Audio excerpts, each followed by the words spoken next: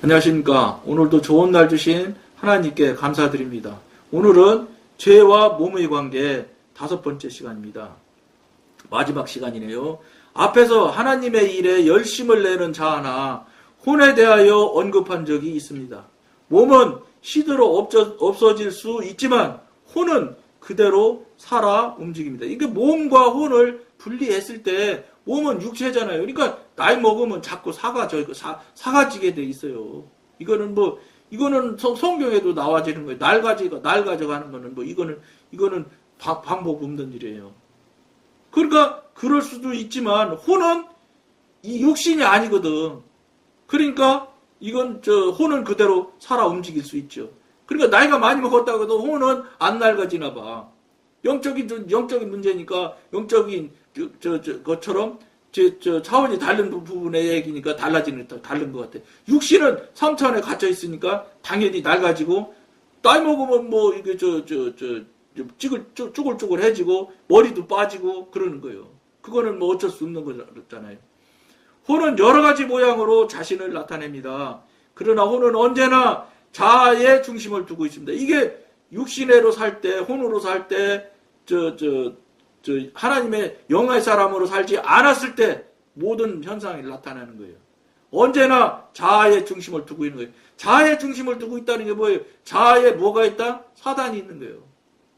여러분들이 사단이 있다고 인정을 안 한단 말이에요. 근데 그럼 어떻게 사단이 있는지를 아냐? 여러분이 살아온 것을 잘 돌아봐요. 돌아보면 하나님이 그때마다 다 말씀하셔서 살아온 여정대로 살아왔는지 아니면 내 생각대로 내가 하고 싶은 대로 내가 계획한 대로 쭉 살아왔는지를 여러분들이 보시면 돼요. 그러니까 하나님의 그때마다 지도인도와 인도하심을 받아서 살아왔는지 그렇게 살지 않은 부분은 여러분들이 어떤 삶을 살았을지라도 이건 미안하지만 육신의 삶이고 육신의 삶은 사단의 삶이라니까. 사단의 지배하에서 살아온 거예요. 그렇지 않으면 분별을 딱 잘라야 돼. 이쪽하고 분명한 거예요, 이거는 여러분 반은 여기고 3분의 1은 저기고 이렇게 아니에요, 이거는.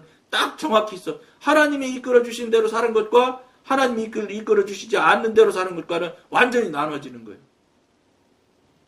그러니까 하나님이 이끌어 주신 대로 살지 않으면 다 사단이 이끌어 주는 대로 산 거예요. 여러분들이 인정하든 안 하든. 그러니까 이거 부분에 대해서 막 화내는 사람이 있을 거라고요. 그분은 기도하실 때 당장 물어보세요. 오늘 내가 이런 방송을 지나가다 들었는데 이게 맞는 소리냐. 그리고 성령님한테 물어보시는 거예요. 여러분 평생 성령님과 물어본 적 있어요? 여러분 생각대로 살았지? 여러분 경험대로, 여러분이 지금까지 살아온 방법대로, 살아온 지식대로 살아왔지? 여러분 언제 하나님한테 나 하나님 내일 뭐 할까요? 이러고 물어가면서 살아본 사람이라면 너 내일 무슨 일 있잖아. 예, 그거 참 생각했었는데 해야 되겠네. 이러면서 일했던 분이라면 몰라도 그렇지 않은 분이라면 거의 다 그렇게 살지 않은 분은 다 육신의 삶이었고 육신의 삶은 여러분들이 인정하든 인정하지 않든 사단이 지배한 영역 안에서 사는 거예요. 사단이 살았다 그러면 여러분들 자꾸 화를 낼 것 같아서 조금 바꿔주는 거야. 여러분 심정을 이해해서 사단의 영역에서 사는 거예요. 사단의 영역에서 산다는 건 다 사단이라 사는 거예요. 하나님과 교통하면서 살지 않는 거는 다 무효야. 하나님과 교통하면서 살면서도 사단 때문에 홀딱 넘어져서 사단 짓을 하는데 죄의 종로로 다고 앉는 경우가 수도 없이 생겨나는데 무슨 수로 하나님의 뜻대로 살았다고 생각을 하고 하나님의 뜻대로 잘 살았다고 자랑하려고 하는지 현대교인들이 정말로 배짱도 좋아. 하나님한테 물어도 안 보고 자기가 생각할 때 하나님 뜻대로 사는 거지. 그런데 막 그게 전지전능하신 신이신 하나님이 다 허락해서 사는 것과 그보다 더 당당해. 하나님 인도지도 받아서 사는 사람은요 항상 조심스러워요. 왜냐? 내가 사는 삶이 아니기 때문에. 그리고 그 삶이 내가 조금도 무엇을 해서 되어지는 삶이 아니거든. 그러니까 하나님이 100% 하나님이 이끌어 주셔야 되는 삶이라는 걸 잘 알기 때문에 하나님의 인도 지조 받아서 사는 사람은 굉장히 조심스러워질 수밖에 없어. 그러다 보니까 당연히 겸손하지. 드러내질 못해. 막 내가 누군데 이런 소리 못하는 게 내가 누군데도 할 때도 있어요. 왜냐? 제가 옛날에 그랬잖아요. 저 어렸을 때 영적으로 어렸을 때 막 이제 거듭나고 막 저 하나님의 소리 듣고 막 이러니까 막 은사 능력 막 주시지 막 그러니까 그냥 막 척척 보면 뭐 그 사람 속 생각 척척 생각나게 하지 알게 해주시지. 그러니까 막 이게 입이 가만히 있지를 못하는 거야. 어린애가 막 뭐 좀 알아봐요. 9구단 2단 외워가지고 가봐 막 2단 내가 할 줄 안다고 막 엄마한테 막 엄마보다 더 잘한다고 막 이러고 덤비잖아. 똑같은 거예요. 어리니까 어린 짓을 한 거죠. 그러니까 막 주변에다 막 떠들어 새끼네. 근데 그게 틀리나? 맞아요. 맞으니까 주변 사람들은 또 자꾸 와. 상담해달라고. 뭣도 모르고 어렸을 때 그 짓을 많이 했어, 제가.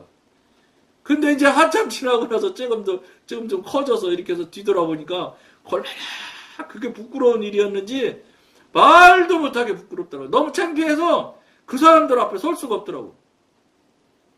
이게 누구? 하나님의 은혜로 깨닫게 해주시는 거예요. 그래서 그때부터는 이제 만나는 사람마다 그때 내가 그랬는데 미안해. 뭐가 미안하냐고. 그때 내가 얼마나 신앙생활에 도움이 됐는데 무슨 소리냐고. 제가 너무 말이 세게 하기 때문에 마음의 상처를 받았을 거 아니에요. 예, 그렇기는 하긴 했지. 이러면서 용서해달라고 막 이러면서 만나는 사람마다 우리 동기 87명이었었거든. 만나는 사람마다 잘못했다고 했어요. 그러니까 지금에 와서 가만히 생각을 하면 그때 그 쏟아 부어주신 은사 능력을 내 안에 탁탁 쌓아서 차고 영적인 이 창고에 쌓아서 딱딱 쟁여놨다면 정말로 내공이 보통 내공이 쌓이지 않았을 것 같은 이런 생각이 딱 들더라고. 나는 결국은 말로 다 이 내공을 쌓을 걸 다 날려먹었구나. 아이고 아까워라. 이제 지나간 걸 어떡하겠어요. 그러니까 어렸을 때니까 어린 짓을 막 하는 거예요. 그러니까 그때 사실은 누군가가 주변에 영적인 사람이 있었으면, 예? 그때는 안수 집사 때죠. 주집사님 그렇게 하지 말고 이렇게 하면 더 좋아. 이래서 내공을 팍 쏴봐. 그러면 정말 나중에 주집사님 능력자가 되는 거야. 굉장히 어마무시한 능력이 생겨나는 거야. 더 큰 능력이 발휘하는 거야. 내공을 쐈는데 쏴봐. 자꾸 이렇게 입으로 풀어내지 말고. 이런 말을 해주시는 분이 있었으면 얼마나 감사했을까.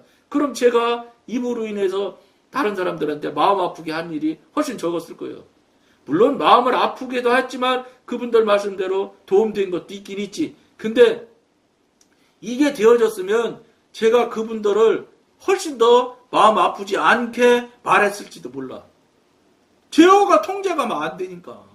그냥 막 떠드는 거야. 오늘 2단이었는데 내일 가니까 3단이 온 거야. 그러니까 막 2단보다 3단이 더 신기하거든. 그러니까 막 떠드는 거야. 제가 그런 적이 있었다고 여러분한테 고백하면서 회개도 했잖아. 앞으로도 여러 번 할 거예요. 왜냐면 이게 너무 잘못한 일이거든. 그러니까 여러분이 또 혹시 이 방송 보시는 분에 그런 분들이 있을 수 있어요. 왜냐면 영의 사람, 하나님의 사람이 되어서, 그러니까 첫째로 거듭나잖아요.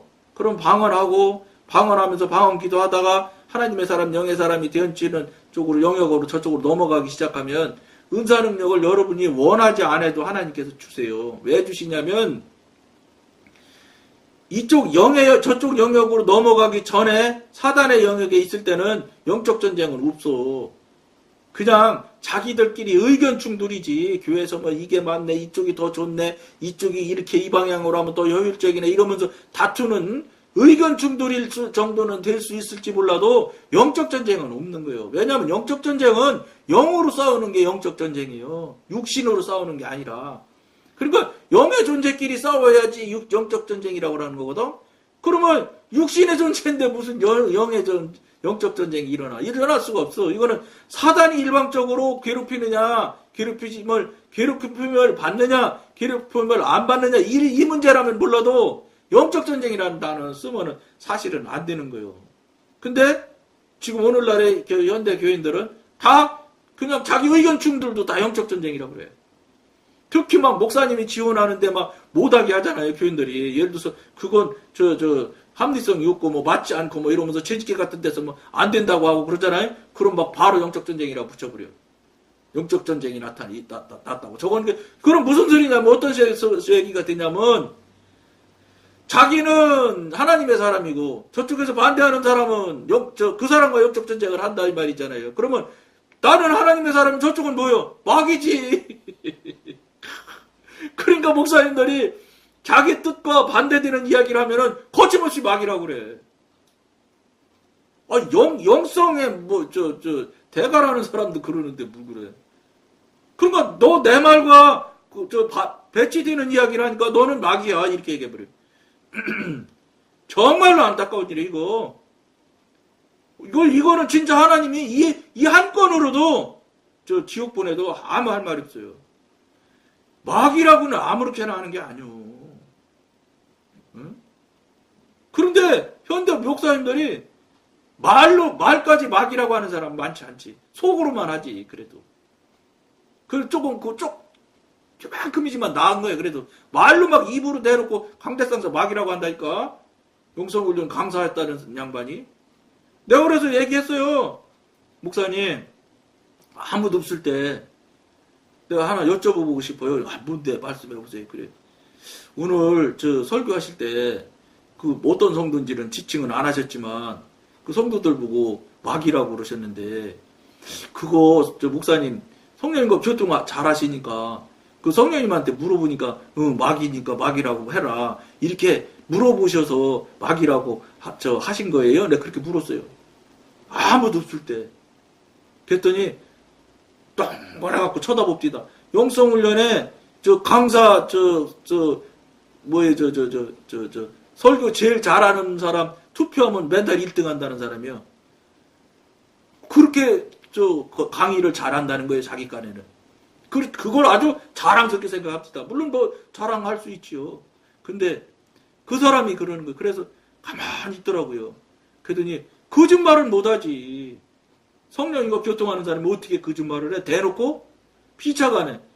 자기가 거짓말하면 거짓말인지 아니 나도 금방 아는데. 그러니까 한참 생각하더니 아니라고 물어보진 안 했다고. 그러면 목사님 큰일 나죠. 마귀라고 하시면 어떡해요. 그러더라고. 그러는데 안타까운 일이 또 나타나서 그 다음 주에 더 세게 하더라고. 이 목사님은 안 되겠구나. 제가 이렇게 얘기했어요. 왜냐? 제가 그 말을 할 때는 굉장히 생각해야 되거든. 굉장히. 이건 보통 문제가 아니다라고 받아들여야 되는 거예요. 영의 사람이라면 더군다나. 이건 아니다. 근데 그때 그 목사님하고 딱 마음 뜬겨요. 안 되겠다. 이런 생각한 거예요. 현대 교회 목사님들이 아무 생각 없이 마귀라고 그래요. 또 제일 쉽게 다른 교인들이 그 사람 공격하게 만드는 게 마귀라고 하고 사단이라고, 이단이라고 하면 제일 쉽게 교인들이 공격해요. 그러니까 반대로 공격을 받는 입장에서는 제일 아픈 거야. 반대로 얘기하면. 이거 어떻게 감당하시려고 이런 얘기 하시는지 모르겠어요. 저는 정말로 안타까워요. 이런 부분에 대한 책임을 질 수 있는 자리에 서 있어야 되는 거예요. 목사님들이 책임지지 못하는 얘기를 제 얘기를 하나 해드릴게요. 목사님들 정말로 책임지셔야 될 일이 많단 말이에요. 이게 왜냐면 영적인 부분을 영적이지 않은 사람이지만 영적인 영역까지 감당을 해야 될 사람이기 때문에 목사님들이 굉장히 조심해야 된다는 거예요. 제가 교회 근처 사는 적이 있었어요. 우리 집사람이 앞에 방송에서 여러 번 이야기했지만 무료 경로 식당을 월요일부터 금요일까지 식당을 하는데 그 대장 노릇을 10년도 넘게 했어요. 물론 이제 다른 교인들이 쫓아가지고 이제 돌려가면서 봉사하러 나오고 그거를 총괄하는 거를 우리 아내가 했다고요. 근데 그러다 보니까 우리 이제 원로 목사님이 되셨지만 그분 입장에서는 얼마나 이쁘겠어. 그걸 아무나도 안 해주려고 하거든. 그거 여러분 무료 봉사했던 거거든. 그러니까 목사님이 이쁘니까 교회 이제 집 주변을 자꾸 이제 교회가 키워야 되니까 왜냐면 인원이 자꾸 늘어나기 막 시작하니까. 그러니까 이제 주변 집들을 자꾸 샀어요. 그래갖고 8채인지 9채인지를 샀어. 교회 주변에 다 동그랗게 뺑들어 사기 시작한 거예요. 집이 나오기만 하면 사고 나오기만 하면 사고 그랬거든요. 그랬는데 그러다 보니까 전세도 놓고 세도 놓고 하는데 전세 놓고 세 놓고 하는 게 자꾸 교회에서는 수익 사업 하는 게 아니잖아. 그러니까 불편하거든. 그러다 보니까 빈집이 몇 개가 있었어. 그러니까는 제가 이제 영성훈련 한다고 집 다 팔고 그 다음에 전세 가서 살았잖아요. 근데 전세금을 올려달라고 하는 거예요. 그러니까 우리 아내가 애로가 있는 거를 누가 알았던가 봐. 그럼 교회 목사님한테 얘기를 했어. 그러니까 목사님이 빈집이 있으니까 그러지 말고 이 집에 와서 살아라 이렇게 됐어요. 그래서 제가 저한테 얘기를 했으면 이게 탈이 안 나는 거예요. 근데 우리 아내한테 얘기한 거예요. 우리 아내한테 얘기를 했는데 우리 아내는 얘기 안 해. 그냥 결정해버리고 집행을 하려고 하더라고. 그래서 잠깐 무슨 소리야? 어떻게 된 거야? 그러니까 그런 얘기를 했어. 근데 장로님 그 재정 담당 장로님한테 얘기를 했어. 장로님 아무리 교회 목사님이시고 교회 일이라고 하지만 교회 일도 아니지요. 무슨 그게 교회 일입니까? 이걸 집을 옮기고 하는 문제인데 남편이 저한테 귀뜸이라도 해주셔야지. 말 한마디도 안 하고 그냥 아내한테 그때 우리 집사람도 집사죠. 그 집사님이 얘기 안 했냐고. 말 한마디도 안 했다. 어떻게 일들을 이렇게 하십니까? 장로님 나 그 집 안 하들랍니다. 이렇게 됐거든요.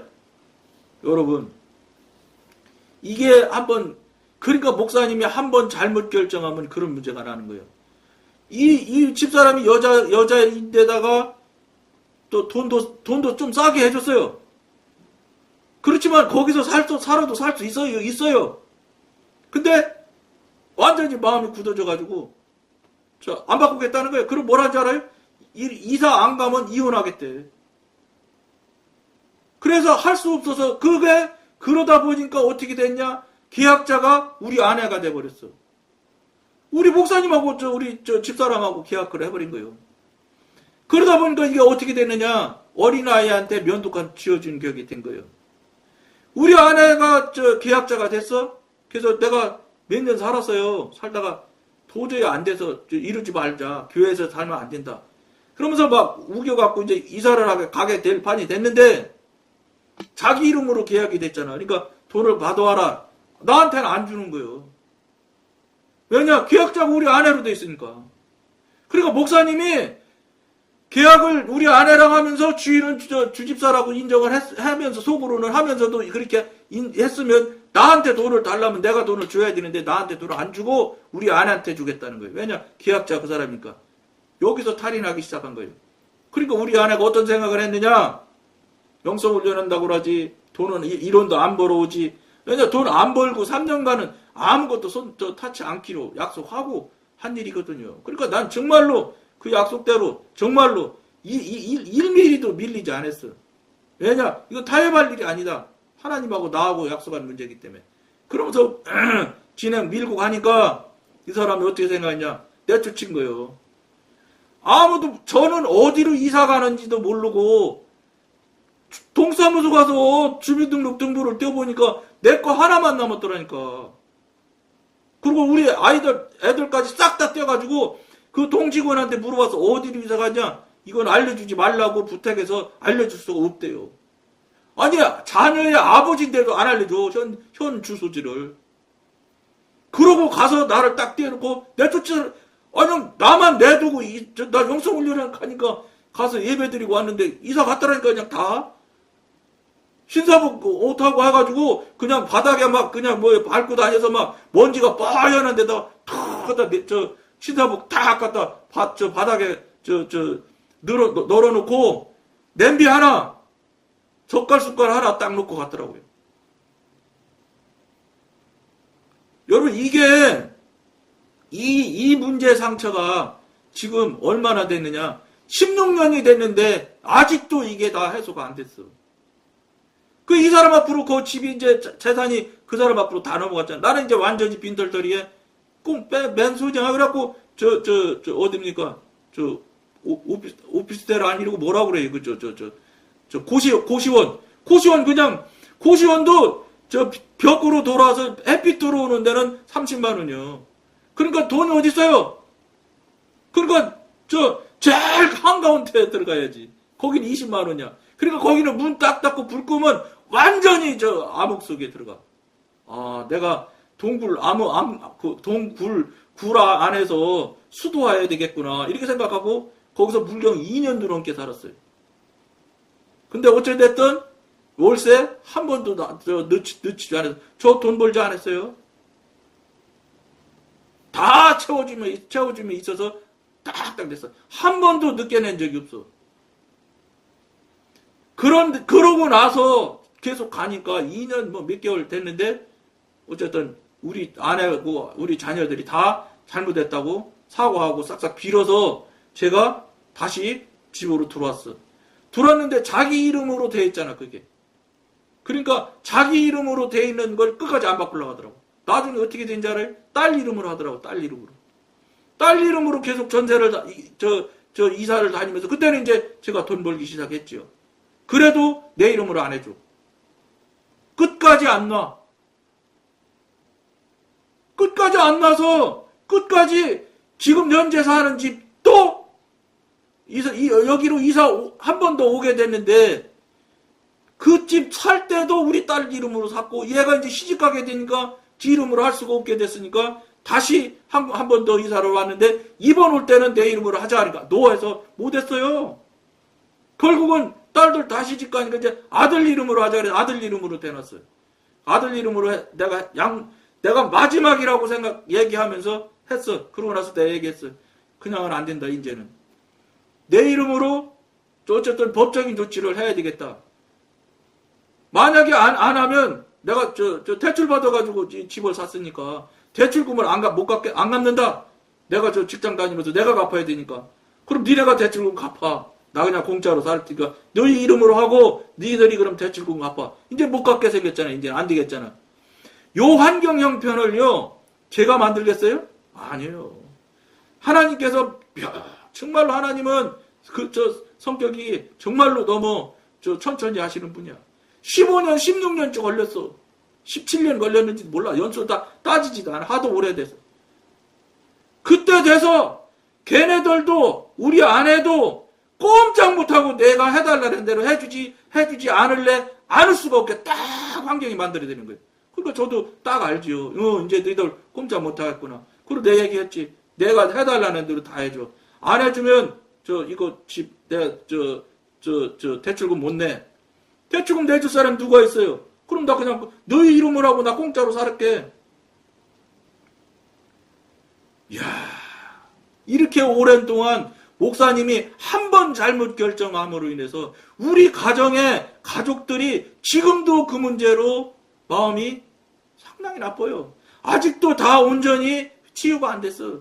온전히는 무슨 온전이야. 제가 받은 이 상처는 누가 해결해 줄 건데. 목사님 한 번 행동하는 행위가 목사님들 이 방송 보시는 분들은 정말로 조심하셔야 돼. 그 가정을 완전 쑥대밭으로 만들어 놓을 수도 있어. 이것 때문에 이혼하려고도 했었어요. 근데 하나님께서 안 된다는데 뭐 재간이 있어? 그래서 결국은 다시 잘못했다고 사죄하고 그래서 다시 뭉치게 됐죠. 이혼하려 했어 정말로죠. 28살부터 사업만 한 사람인데 내가 내 주동으로만 살아온 사람인데 어느 날 갑자기 목사님 때문에 목사님으로 인해서 그 주동권을 완전히 뺏긴 거요. 이게 뭐 양보한 게 아니라 뺏겨만 가서 내쫓았잖아. 이런 짓을 하게 근본을 누가 만들어? 목사님이 하셨단 말이야. 목사님 이렇게 하면 안 된다고까지 쫓아가서 내가 항의됐어. 그래도 그냥 그대로 밀어붙이더라고. 그 목사님이 이거 알기는 알아요? 몰라요. 그냥 내가 집값 1,000만 원 싸게 해줬잖아. 누가 1,000만 원 싸게 해달랬어? 우리 아내는 싸게 해달라고 했는지 모르겠어. 나는 한 적이 없어. 그러면 그 가정의 주인이 누구예요? 남편이지. 누가 주인인지도 모르는 그런 어리석은 행위를 해가지고 한 가족이 수십 년 동안 지금 이 꼬라지가 어렵게 만들어 놓은 거예요. 우리 아내는 어떤 생각이냐? 자기 돈 뺏겼다고 생각을 해, 지금도. 내가 막 뭐라고 했어요. 이게 네 돈이야? 인정을 해놨던 것이지 어떻게 이게 네 돈이야. 그리고 자기 돈이라고 해도 그렇게 하면 안 되는 거지. 여러분, 목사님, 이게 정말로, 여러분, 정말 목사님들한테 정말로 제가 큰 교훈이 되게 말씀을 드리려고, 저의 이 치부죠. 부끄러운 얘기예요, 이거. 그런데 그대로 말씀드리게. 사실은 더 많은 얘기가 있어. 나중에 얘기하게 되면 얘기할 거예요. 그 목사님에 대한 얘기도. 내가 이러면 되지 않죠. 그런, 목사님이 그런 행위를 한 번 잘못한 면에 있어서 어떤 면에서는 그 집안을 완전히 풍지박산 낼 수도 있다는 것을 명심하셔야 돼. 그리고 뭐해? 목사님하고 장로님들은 성령님과 교통교제가 안 되는 분은 하면 안 돼. 영적인 문제를 하나도 모르는 사람들이 무슨 재주로 영적인 부분을 감당하려고 육신적인 자기 생각대로 자기 기분대로 행동하면서 행위하면서 그게 아무 문제 없이 탈이 없을 거라고 생각해. 저는 여러분한테 다행히 이 유튜브를 함으로 인해서 지금 진짜 이 힘들고 참 안타까운 것을 나눌 수도 있지만 대다수의 사람은 그냥 부서지고 파쇄된 집안도 있을 것이고 깨진 집안도 있을 거지만 어쨌든 어떤 사람인지 어마어마하게 상처받을 수 있는 사람이 얼마든지 있다는 걸 알아야 되는 거예요. 두려워야 돼 이거. 이걸 모르면서 목회하시면은 한마디로 말해서 목회가 뭔지도 모르고 목회하시는 거죠. 목회는 하나님이 시키는 대로 하는 게 목회예요. 저는 그렇게 생각해. 그리고 하나님과 교통 안 되면 장로님이나 목사님만 하면 안 돼. 왜냐? 장로님은 왜 장로님을 넣느냐면 당회를 하기 때문에 그래. 장로님이 당회원 아니면 뭐 아니라도 관계없어. 근데 당회에 가서 교회의 전반적인 인사는 말할 것도 없지만 교회 영적인 부분까지 다 이끌어가야 되잖아. 영적인 사람이 영적인 얘기를 알아야 영적인 부분까지 영역의 이야기를 할 수가 있지. 정말로 오래된 이야기지만 제가 얼마나 마음이 아팠던지.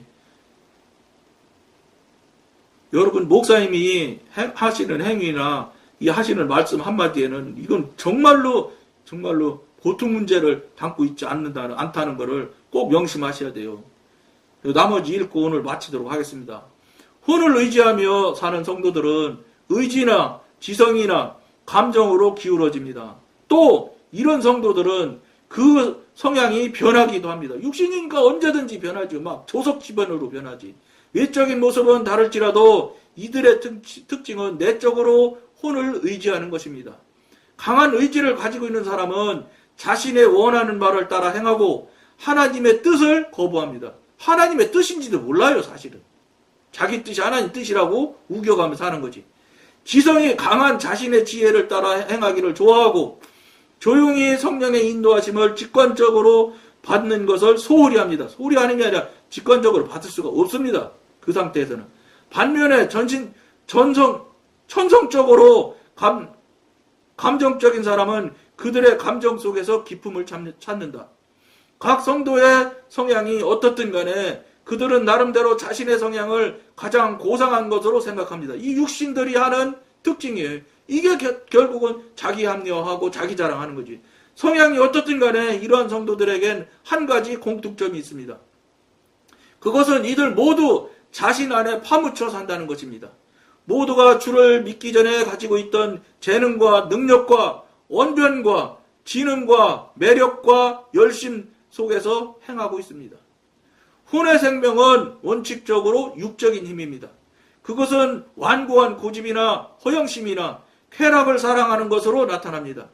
그러므로 성도가 혼에 의해 생활한다면 그는 자기 안에 저장된 힘을 의지하여 의와 같은 방법으로 자신의 특별한 능력을 과시할 것입니다. 여러분들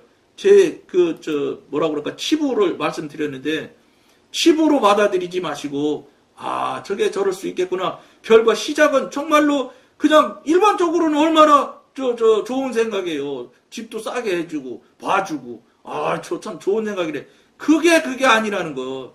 그게 그 하나님이 정하신 원칙의 룰의 그 본질에서 벗어난 그 행위들이 본질은 남편한테 의논해야지. 남편이 아니라고 가서 항의를 하고 하는데 그럼에도 불구하고 어거지 부려서 그러니까 남편하고 본질을 해야 되는데 본질적인 것을 벗어나서 다른 쪽으로 하다 보니까 이꼬라지가 않아서 우리 집이 이렇게 지금까지 땡땡해요. 그 목사님 이 방송을 보게 되면 얼마나 좋을런지 모르겠는데 지금도 잘 모를 거예요. 이런 안타까운 사실이 있다는 걸 명심하시길 권하면서 잘 여러분들이 적용을 하셔야 돼. 저를 비난하고 비판하는 정도로 쓰시면 여러분 손해나는 거예요. 해봤자 소용도 없고 여러분만 손해나는 거죠. 명심하시길 권해드리며 오늘 여기까지만 하겠습니다. 감사합니다.